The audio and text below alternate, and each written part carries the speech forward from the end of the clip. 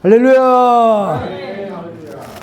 어제가 11월 며칠이었죠? 한참을 생각하는데 11월 9일이죠. 9일. 11월 9일이면 무슨 날인가? 어제가 무슨 날이었는가? 소방의 날. 119. 이제 불이 필요하고 불을 많이 쓰기 때문에 불 조심해야 되겠다. 그래서 119 소방의 날이라고 우리를 깨웠어. 불 조심하자라는 뜻이 들어있습니다. 그러면 내일은 또 무슨 날이에요? 11월 11일 빼빼로 데이라고 또 이렇게 날짜를. 예. 무슨 날요? 보행자. 일일이 조심히 걸어가자. 그런 뜻도 있겠죠. 그래서 11월 11일 왜 빼빼로를 데라고 있나? 무슨 과자 공장에 과자 선대는도 아닌데, 제가 이게 설교를 준비해서 생각해 보니까 코로나 바이러스로 거의 한 4년 동안은 비대면이라는 말이 생겨가지고 학생은 학교에 가지 않고 집에서 인터넷으로 공부를 하고, 성도들은 교회 가지 않고 인터넷으로 예배를 드리고, 비대면으로 예배를 드리다 보니까 운동량은 적고 기름진 것을 많이 먹고 키를 한참 이렇게 우러 올라가야 되는데 우러 안 가고 옆으로 퍼지는 사람들이 많아요. 학생들도 요즘 보니까 많이 비대면 학생들이 많더라고요. 그래서 날씬하게 건강하게 살라라고 이렇게 일일이 11월 11일을 이렇게 이런 날짜를 정해서 우리에게 깨우침을 주고 있지 않나라는 생각을 하게 됩니다. 오늘 본문에 요한복음 8장에도 우리를 깨워주고 있어요. 1절에서 11절은 음행하다 잡혀온 이 여인으로 인해서 나 또 이런 죄에 정죄를 하지 않냐니 이제 다시는 이런 죄를 범하지 말라라고 음행에 대한, 음란에 대한 그 깨달음을 주시고 있고, 12절에서 20절은 예수님이 세상의 빛으로 오신 이야기로 어둠 속에서 헤매도는 사막에게 매어 살아가는 그런 삶을 빛으로 오신 예수님의 이름으로 어둠을 밝히라는 그런 깨달음을 주시는 말씀을 하셨고, 또 21절 30절은 예수님이 하나님의 아들이다, 메시아라는 것을 구약의 선지자들이 예언하고 오시리라고 말씀했던 그 메시아라는 것을 믿지 못하거나 그리스도로 오신 예수님을 인정하지 못한 사람들은 예수님이 가시는 그 길을 가지 못한다라는 말씀으로 깨닫게 하고 있습니다. 오늘 본문에도 예수님은 예수님과 함께해서 누릴 수 있는 구원의 방법을 3가지로 깨닫게 해주고 있어요. 참 제자, 제자의 삶과 진리를 깨닫게 해주고 있어요. 그리고 자유를 누릴 수 있도록 깨닫게 해주세요. 그래서 오늘 본문에서 말씀은 자유, 특별히 자유라는, 프리덤, 자유라는 제목으로 우리에게 죄에서 자유함을 주신 예수 그리스도를 증거하겠습니다. 저처럼 예수님의 말씀에 거하면, 예수님의 말씀 안에 있으면 예수님의 참된 제자가 된다라고 말씀을 하세요. 그래서 자유함을 누린다는 거예요. 예수님 당시의 서기관들과 바리새파 유대인들은 율법과 죄에 사로잡혀서 영적인 무지에 있었어요. 그래서 예수님의 말씀을 이해하지 못하고 동문서답을 하고 있는 것이죠. 그럼에도 불구하고 예수님은 세상의 빛으로 어둠을 밝히시면서 생명의 말씀을 증거해서 굳어있는 그 유대인들의 마음을 녹여줘요. 그 결과 요한복음 8장 30절에 많은 사람이 예수님을 믿더라 말씀하고 있어요. 많은 유대인들 가운데서 예수님을 인정한 자들이 있었다. 구약의 선지자들이 오시라고 외쳐왔던 그 메시아가 그리스도로 하나님의 아들로 세상의 빛으로 오신 예수님을 많은 사람들이 믿었다라는 말씀이죠. 그런데 대부분의 유대인들은 하나님의 계명이 율법이 전부인 줄 알고 그 율법에다가 세칙과 또 이렇게 규칙을 막 정해 세분화를 했죠. 그래서 하나님 주신 그 율법, 모세에게 주신 하나님 그 계명의 율법에다가 613가지를 만들어냈어요. 유대인들이요. 그래서 하지 마라. 부자기의 법으로 613가지 가운데 매일매일 1년 365일 하지 마라. 365가지의 부자기의 법을 만들고 248가지 하라라고 613가지 율법을 만들어내서 이 율법을 통해서 유대교 유대인들은 그 율법을 생활하고 있는 거죠. 그런데 이러한 율법을 오늘날 2000년이 지난 오늘날도 이 율법을 지키고 있다라는 사실이죠. 그래서 이스라엘의 안식일 날에는 손 하나도 까딱도 안 하는데요. 건물에 엘리베이터를 타면 이 버튼을 눌러야 가는데 버튼을 안 누르고 가만히 있다는 거예요. 그래서 누가 눌러주면 거기 간다는 거예요. 이렇게 율법을 지키려고 이렇게 살고 있다는 것을 듣고 있습니다. 근데 예수님께서는 이 복음서에서 이 율법에 대해서 어떻게 말씀하느냐? 율법을 폐하러 오신 것이 아니라 완전하게 함이라 율법의 1.1핵이라도 없어지지 않고 다 이루리라고 마태복음 5장 17절이라는 예수님이 말씀해 주고 있어요. 율법을 없애려고 내가 온 것이 아니다 라는 것이죠. 예수님이 이 땅에 오신 목적은 율법을 폐하고 예수께 복음을 증거하려고 오신 것이 아니라는 것이죠. 그렇다면 예수님이 무엇 때문에 이 땅에 오셨는가? 이 율법은 하나님이 모세에게 내려주신 그 율법이에 유대인들이 또 613가지 율법을 또다시 이렇게 세분화해서 만들어가지고 그 율법을 지키고 있는데 이 유대인들에게 예수님이 말씀하신 그 뜻이 무엇인가 오늘 본문을 통해서 한번 살펴보도록 하겠어요. 율법의 목적은 율법을 지키는 행위에 있는 것이 아니라는 것이죠. 율법을 지켜서 구원을 받는 것이 아니라는 겁니다. 죄를 깨닫게 해주는 것이 율법의 목적이라고 말씀하고 있어요. 율법의 본질은 사랑이라는 거예요. 사랑. 하나님을 사랑하고 이웃을 사랑하는 것이 율법의 본질인 거예요. 어떻게? 우리 몸을 사랑하듯이. 우리가 우리 몸을 사랑하듯이 하나님을 사랑하고 우리 이웃을 사랑하는 것이 이게 사랑하는 것이 하나님이 주신 계명인 율법이라는 것이죠. 그런데 서기관들과 바리새인들은 이 율법 위에 다른 세부적인 율법을 만들어서 율법의 본질을 왜곡하고 정죄하고 판단하는 율법으로 적용하면서 살고 있다는 것이죠. 그래서 예수님은 마태복음 23장 23절에 화 있을진저 예식하는 서기관들과 바리새인들이여 너희가 박하와 해양과 근처의 11조는 들이대 율법에 더 중한 바 정의와 궁율과 믿음을 버렸도다. 그러나 이것도 행하고 저것도 버리지 말아야 할지니라 말씀하고 있어요. 이 말씀에 염두에 두신 예수님은 오늘 본문 31절에 이렇게 말씀하세요. 그러므로 예수께서 자기를 믿은 유대인들에게 이르시되 너희가 내 말에 거하면 참 내 제자가 된다 말씀하시죠. 예수님 말씀 안에 우리가 살아갈 때 예수님이 제자가 된다는 것이죠. 예수님을 믿고 따르는 참 제자에 대한 말씀을 하세요. 저와 여러분들에게는 우리가 예수 그리스도를 믿음으로 구원받는 하나님의 자녀로서 이렇게 신실한 믿음의 삶을 살아가는 제자의 삶을 살아가고 있어요. 그런데 성경은 한 번 구원은 영원한 구원이 아니라는 거죠. 한 번 믿어서, 한 번 예수 그리스도를 믿어서 영원한 구원을 믿는 것은 오로지 구원파들이 그렇게 믿는 것이지 실질적으로 이 복음을 잘 살펴보고 읽어보면 한 번 믿어서 예수 그리스도를 한 번 믿어서 그걸로 끝나는 영원한 영생의 구원이 아니라는 것입니다. 믿음은 현재 진행형 ing라고 이렇게 성경은 말씀해 주고 있어요. 그래서 현재 예수님 말씀을 믿고 순종하는가 매 순간순간마다 믿음의 삶으로 살아가야 한다는 것을 성경은 우리에게 깨우쳐 주고 있는 것이죠. 해마다 달력이 넘어가면 매달마다 이렇게 달력의 날짜를 봐가지고 불조심하라고 소방의 날을 지내면 또 몸이 비대해지니까 운동하라고 또 레페로 데이를 만들고 이런 것처럼 매 순간순간마다 하나님의 말씀, 예수 그리스도의 말씀대로 살아가야 우리가 구원의 삶을 살아갈 수 있다는 것을 말씀하고 있는 것이죠. 예수를 믿는 참 제자는 예수님의 그 말씀대로 살아가면서 이 말씀에 순종하면서 믿음이 자라간다는 것이죠. 오늘 본문에 너희가 내 말에 거하면 너희가 내 말 안에 내 말대로 살면 예수님 말씀을 우리가 머리로 인식하고 우리 가슴으로 옮겨서 온 몸과 마음으로 실행의 믿음의 삶을 살게 되면 예수님의 참 제자가 된다는 말씀입니다.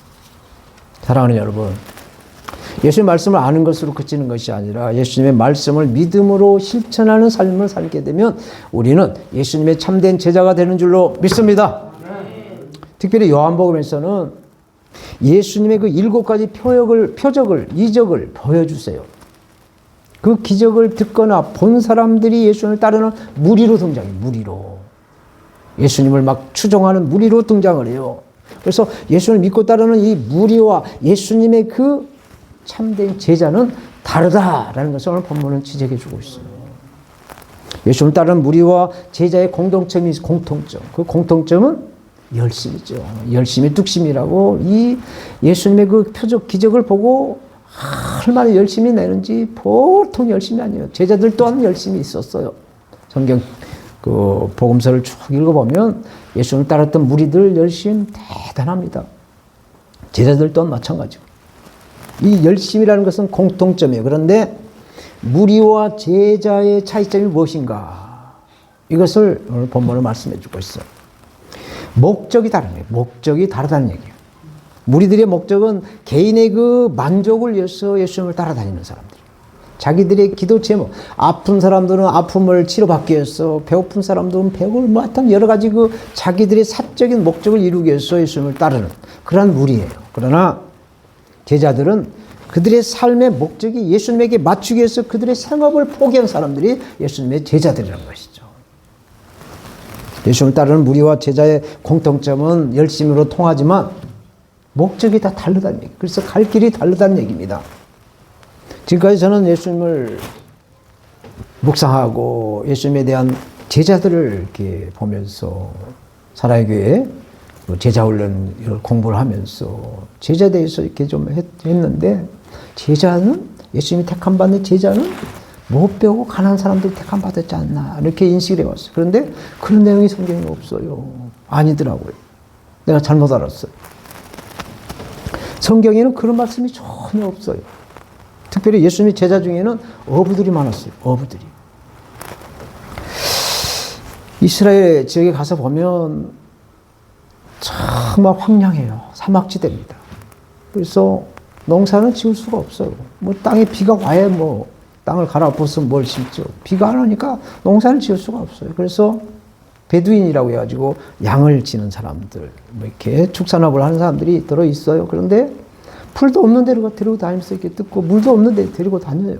그런데 이 예수님의 제자들은 어부들이 만든다는 얘기는 갈릴리 호수, 바다라고 하는 그 호수에서 고기를 잡아먹기 때문에 그런 걱정은 없이 살지 않았나.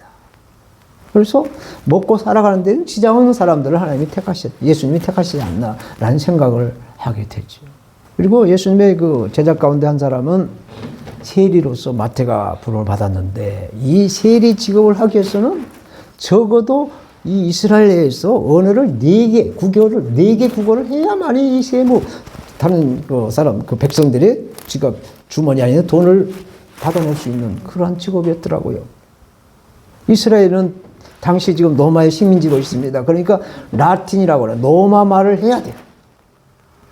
그래야 또 이스라엘에게 상납을 하고 뭐 이렇죠. 로마 말은 기본적으로 해야 되고, 또 이스라엘의 본 말인 히브리 말을 해야 돼요. 그리고 당시에는 아람어라는 말이 공통으로 써 있어요. 그리고 헬라어, 그리스어라고 하는 헬라어를 기본적으로 4개의 말을 해야만이 이 하다못해 세무 직원으로서 그 일을 감당할 수가 있었다는 얘기를 생각해 보니까 맞더라고요. 그래서 기본적으로 예수님의 제자들은 못 배우고 가난한 자들이 아니라 중산층에서 예수님에게 택함 받았지 않나라는 생각을 하게 되었어요. 그래서 예수님의 제자들은 자기의 그 직업을 내려놓고 그 인생을 바꾸는 사람들이 제자들이에요. 이것은 예수님을 맹목적으로 자기의 사역을 따르는 무리와 이 제자들은 하늘과 땅이라는 차이가 있다는 얘기죠. 예수님 시대에 2000년이 지난 요즘도 그것은 똑같이 흘러가고 있는 것이죠. 왜? 사람들은 누구나 말할 것 없이 속도를 보고 달려가고 있어요. 속도를 향해 달려갑니다. 그러나 예수를 믿는 참 제자, 저와 여러분들은 예수의 말씀에 방향을 맞춰서 거룩한 주의를 지키시려고 오늘 또 먼 거리에서 말씀대로 살아가려고 이 자리에 오셔서 아버지 앞에 영광을 드리고 있는 줄로 저는 믿습니다. 특별히 행함을 강조하는 야고보서, 신약성경 야고보서는 이렇게 말씀하세요.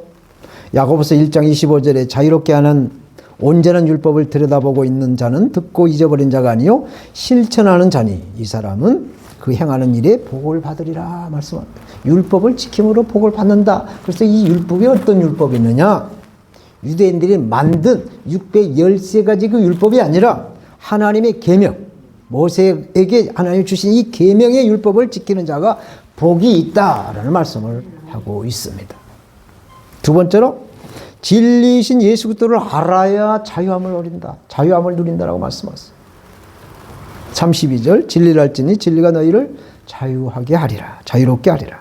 이 말씀은 유대인들이 가지고 있는 가장 근본적인 이 문제점이 무엇인가를 깨닫게 해주고 있어요. 유대인들이 가지고 있는 그 문제점이 무엇인가? 서기관들이나 바리새파 유대인들이 율법에 매여 살아가는 곧 자유함을 누리지 못한다는 것을 지적해 주고 있는 것이죠. 왜? 진리신 예수를 알지도 않고 믿지도 않고 또 이렇게 받아들이지 않고 있기 때문에 그렇죠. 예수님이 요한복음 14장 6절에 내가 곧 길이요 진리요 생명이니 나로 말미암지 않고는 아버지께로 올 자가 없다라고 말씀하시죠. 천국에 가는 길이 바로 예수님이고 예수님을 통해서 천국에 우리가 갈 수 있는 것이고 생명과 진리가 되신 예수님 자신이 진리라고 말씀을 하고 있어요. 근데 당시 유대인들은 진리를 알지니 진리가 너희를 자유케 하리라 이 말씀을 받아들이질 않았어.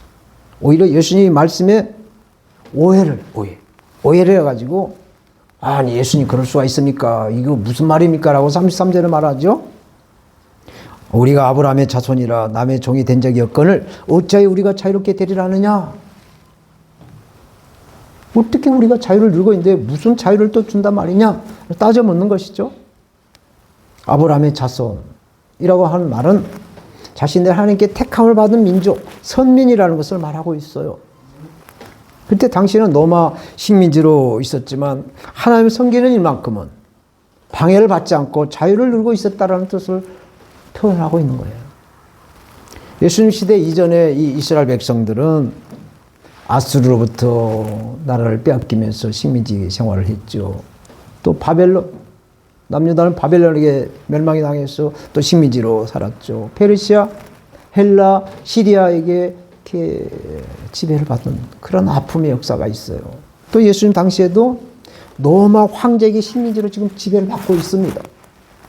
그러나 유대인들은 하나님을 섬기는 일에 절대로 방해를 받지 않고 자유함을 잊지 않았다라고 지금 말하고 있는 거예요. 그러므로 남의 종이 된 적이 없다. 율법학자 서기관들과 율법을 실천하는 바리새파 유대인들의 이 말은 신앙의 자유를 한 번도 빼앗긴 적이 없다. 그러면서 예수님이 자유를 주시겠다라는 말씀을 하시자 예수님에게 어필을 하는 것이죠. 우리는 자유를 뺏긴 일이 없는데 무슨 소리냐라는 이야기예요.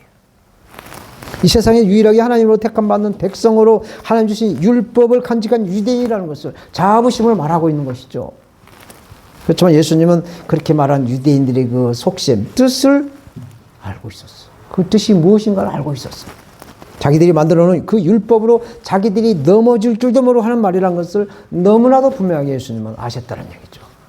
예수님은 진리와 자유를 인식하는 그들의 그 생각과 전혀 다른 뜻으로 진리를 알지니 진리가 너희를 자유하게 하리라 말씀하시죠. 유대인들과 예수님의 생각은 완전히 다르게 말씀하고 있는 거예요. 어떤 물질이나 권력으로부터 자유가 아니라는 것이죠. 또 종교적인 율법의 자유가 아니라는 거예요. 유대교를 믿어서 율법을 지켜서 자유를 누리는 것이 아니었다는 것이죠. 예수님 말씀하고 이 자유는 무엇이냐? 사람마다 흐르고 있는 이 죄. 사람마다 흐르고 있는 이 죄의 원죄에 대한 죄의 문제를 해결해 주신 문제로 자유함을 주시겠다라는 말씀이었어요. 그래서 오늘 본문 34절, 35절에 예수님은 진실로 너희에게 이르노니 죄를 범하는 자마다 죄의 종이라. 종은 영원히 집에 거하지 못하되 아들은 영원히 거한다. 라고 다시 그 유대인들, 서기관들과 바리새파 유대인들을 설득을 했어요. 예수님께서 여기서 말씀한 진리는 예수님 나다, 자신이라는 것을 말씀해 주고 있어요. 예수님을 믿으면 죄로부터 해방을 받고 구원을 받기 때문에 예수님을 영접하고 예수님 말씀에 거하는 삶을 살면 영원한 생명을 누리는 이 구원을 받고 죄로부터 죽음으로부터 자유를 누리게 된다는 것을 말씀하고 있어요. 사랑하는 여러분, 우리가 죽음으로부터 자유를 누릴 수 있는 것이 무엇일까요? 우리가 죽음으로부터 자유함을 누리는 것이 무엇이죠? 예수 믿으면 천국 가기 때문에 죽으면 천국 가고 살아있으면 하나님께 영광을 드리고 하나님 앞에 전도하고 찬양하고 기쁘게 예배를 드리는 것이죠. 죽으면 천국 가고 살아있을 땐 전도하고 복음 전하고 예배 드리고 영광 드리는 삶이 이게 자유함이죠. 두려움이 없는 것이죠. 죽음에 대한 두려움은 예수 그리스도를 믿는 자에게는 천국 가는데 뭐가 두렵냐? 제가 미국에 있을 때 실비치라고 하는 그 아주 아름다운 바닷가가 있었어요. 근데 거기는 바닷가나 그 실비치나 한 높이가 한 2, 3m도 안 돼요. 한 1m 정도밖에 안 돼요. 그래서 태평양 그 바다가 쓰나미 같은 게 오게 되면 완전히 쓸어버릴 것 같은 위험이 있어요. 그런데도 거기에 집을 짓고 막 아파트 단지를 져놓고 사는데 내가 아는 목사님이 거기 이사 갔어요. 아이, 목사님이 이렇게 지대가 이렇게 저지대로 이사 가셔갖고 혹시 쓰나미 오면 어떻게 사시려고 그래요? 아니, 무슨 소리야. 죽으면 천국 가는데. 선나게 나오니까 괜히 내가 말이 부끄럽더라고요. 이렇게 자유함을 누리는 거. 이것이 바로 우리 예수 믿는 사람의 특징이 아닌가 싶습니다. 마지막으로 아들이신 예수님만이 우리를 자유하게 하신다 말씀하셨습니다. 36절 그러므로 아들이 너희를 자유롭게 하면 너희가 참으로 자유하리라. 예수님을 통해서 우리가 참으로 자유를 누릴 수 있다는 말씀이 있습니다. 진리를 알지니 진리가 너희를 자유케 하리라는 예수님의 말씀에 오해를 하는 유대인들에게 좀 더 구체적으로 하나님의 아들이 바로 예수님 자신이다 라고 말씀하셨습니다. 유대인들이 아브라함과 모세를 당시에도 존경하고 있고 지금도 존경하고 있어요. 그건 마땅하죠. 아브라함은 믿음의 조상이요, 모세는 거룩한 율법의 전달자이자 또 출애굽을 했던 지도자로서, 영도자로서 당연하게 존경하고 또 이렇게 따르고 추종할 수 있어요. 그런데 문제는 뭐냐? 유대인들이 아브라함과 모세가 그들의 영혼을 구원할 수 있는 존재로 믿는다는 거에 문제가 있다는 얘기죠. 예수님 당시에 예수님이 제자들에게 물어요. 저 유대인들이 나를 뭐라고 하느냐 물어요. 그죠? 제자들이 뭐라고 그래요? 더러는 예레미야, 더러는 또 선지자 중에 한 사람, 엘리야 이 정도로 생각합니다 라고 대답하잖아요. 그런데 이것이 예수님의 시대나 지금이나 똑같이 2000년이 지난 오늘날까지도 유대교를 믿는 유대인들은 예수님을 선지자 중 한 사람으로 이렇게 알고 믿고 살아가고 있다는 얘기죠. 우리들의 영혼을 구원하실 분은 오직 예수 그리스도뿐인 줄로 믿습니다. 유일한 구원의 통로를 준비하시기 위해서 십자가의 인류의 죄를 피를 흘리시면서 해결하신 인간의 죄로부터 하나님의 그 막힌 담을 깨뜨리신 분이 바로 예수님이세요. 그러므로 그리스도 예수를 믿는 길 외에는 다른 길이, 구원의 길은 없는 줄로 믿습니다.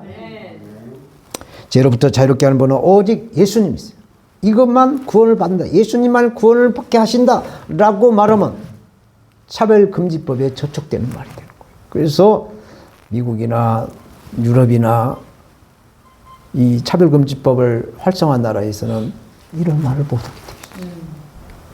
이 복음의 가장 천국을 무디게 만드는 법이 바로 이 법입니다. 무성법입니다. 예수님만이 구원이요 진리요 생명이라는 말을 못 전하게 되어 있는 이 차별금지, 차별한다는 얘기죠. 큰일 납니다. 우리나라를 마지막 제사장 나라로 이거 하나만큼은 지켜야 하나님께서 우리나라를 사용하시고 축복하신 줄로 저는 굳게 믿고 있어요. 예수님 말씀대로 예수님을 의지하고 따르는 제자 삶으로 진정한 삶에서 자유를 누리시는 우리가 되어야 될 줄 믿습니다. 이제 본문에 대한 결론의 말씀을 맺겠어요. 이제 11월이 되고 또 8일 입동이 지나자 날씨는 이제 차갑게 느껴지고 아침에도 교회 오니까 썰렁해서 불을 피우고 있었습니다만은 또 이렇게 따끈한 국물이 생각날 때가 됐어요. 따끈한 국물. 뼈를 푹 고아서 만든 국물을 뭐라고 그래요? 진국이라고 해요. 진국. 이처럼 사람들에게도 진국이란 말을 많이 써요. 진국. 제가 문성일 장로님을 코로나 때 이렇게 오셔가지고 예배를 못 드리게 됐다가 이제 조금 완화가 돼서 한 3년을 이렇게 한 생명 살리는 업무 섬기는 사역을 쭉 같이 섬기면서 보니까 우리 장로님이 정말 진국이더라고요. 장로님 없으면 한 생명 살리는 업무가 과연 돌아갈까 할 정도로 진국처럼 사역을 하시더라고요. 최현진 선교사님도 마찬가지고, 김양서 목사님도 마찬가지고, 많은 목사님들이 다녀가고 또 이렇게 사역하고 있는데 끝까지 이렇게 남는 진국이 됐어요. 우리 개철 성도님이나 곽 집사님 내나 우리 김종선 성도님이나 이 작은 개척교회 와서 뭐 볼 것도 없고 먹을 것도 없고 뭐 입맛 다실 것도 없는데도 오신 것은 진국이기 때문에 오신 줄로 저는 믿습니다. 이렇게 진국은 자기는 없어지고 남을 높여주는 것을 말하는 거예요. 우리도 어떻게 하면 이 진국의 인생으로 살아갈 수 있을까? 뼈를 푹 고아서 진국의 맛을 내듯이 우리들도 하나님의 말씀에 푹 빠져야 진국의 인생을 살 수 있을 줄로 믿습니다. 사람들이 눈치를 보는 것이 아니라 살아계신 아버지 하나님의 눈치를 보며 살아갈 때 진국처럼 성도의 삶으로 하나님 앞에 영광을 내는 맛을 낼 줄로 믿습니다.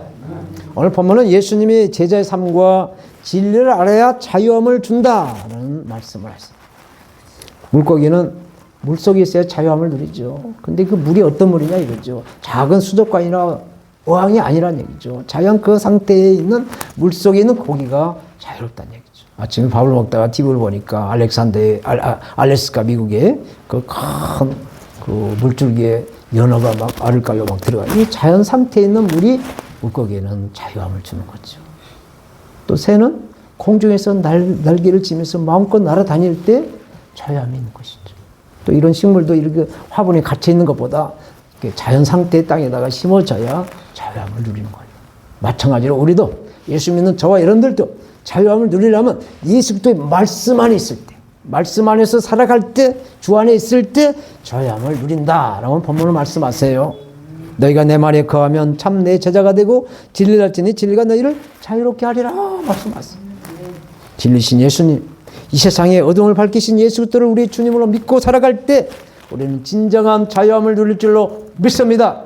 그래서 이 진정한 자유함을 누리지 못하는 영혼들에게 빛을 주고 복음을 주고 사랑을 줬어.